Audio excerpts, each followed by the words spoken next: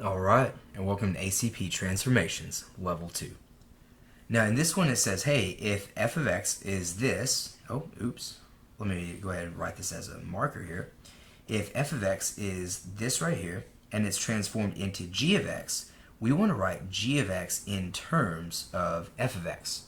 What does that mean? It means our final answer should look something like this.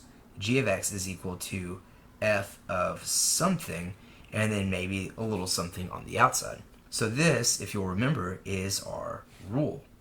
Okay, the way that you do this is you actually always start with your second function. So let's go ahead and write g of x is equal to 2 cubic roots of x minus 12 plus 7. And then down below this, let's go ahead and write f of x is equal to 2 cubic roots of x minus 4 plus 1. And if you'll remember back to the start of the semester, we can actually break this up using a 3-column table, where here in front is our a term, and our a term we always find it by using division, and then here we have our what I'll call our negative h term, and we'll use subtraction, and then over here we have our k term, which we'll also use subtraction. Okay, so what do I mean by this? Well, I look at my two a terms, I have a 2 and a 2, and I evaluate these by dividing them both, and of course 2 divided by 2 is equal to 1. So for our rule, our a value is going to equal 1. Okay, right over here for this h value, let's go ahead and switch colors. We can go to green. We have negative 12, and notice the key operation here is subtraction. So I write negative 12 minus, and this is also a negative number. So really and truly we have negative 12 minus negative 4, and of course we know two negatives make a positive.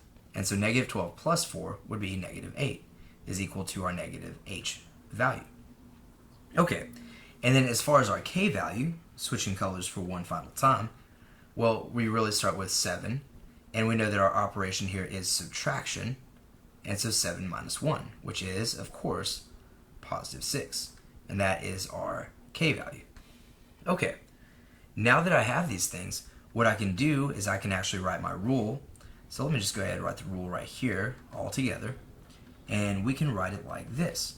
We can say, okay, the rule is, if my pen will ever work, g of x is equal to my a value, 1, f, because it's g in terms of f, of x, and right here we see this negative 8, x minus 8, and here plus 6. So this is the answer that we're looking for. G of x is equal to 1 f parentheses x minus 8 plus 6. And you could even take your f of x value and apply that rule and see if it worked. Is it true that 2 times 1 is 2? Yes. Is it true that negative 4 minus 8 is negative 12? Yes. And is it true that 1 plus 6 is 7? Yes. And that's a quick, easy way to double check this.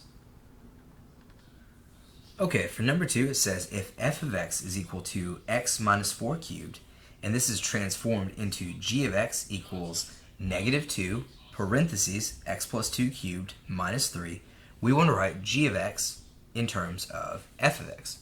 So once again, we really want to create our rule, and I think what I want to do this time is let's go ahead and write this out. We'll say, okay, g of x is equal to, I'll leave a little space here, f of x, and I'll leave a little space here, and we'll just kind of fill in our rule as we go. Okay, so I can write my second term, g of x, or my second function, is equal to negative 2 parentheses x plus 2 cubed minus 3. And down below, let's go ahead and write f of x, our first function, because we're always working backwards here in order to find the rule.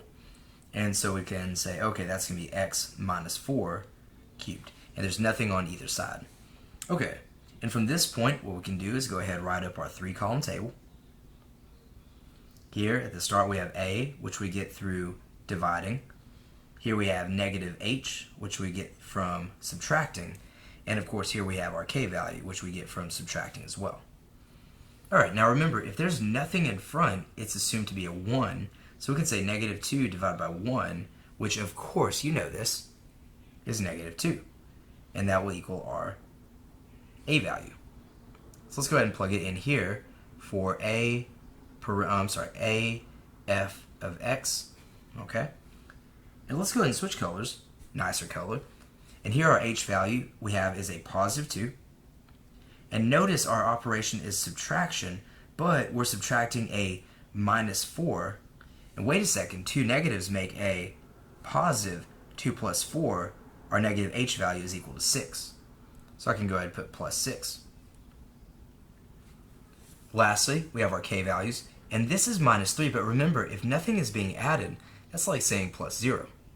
So you can say it like this, negative 3 minus 0, and of course, negative 3 minus 0 is just negative 3 is our k value. And so we can say, hey, we have subtracted 3.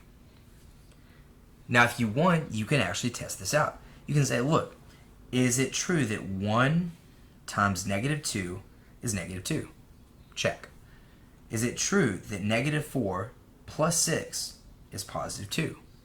Check. And is it true that 0 minus 3 is negative 3? Check. And in this way, we know that this rule that we just created, g in terms of f of x, this right here is the answer that we were searching for. All right? I hope this helps, and I'll see y'all in our level 3 video.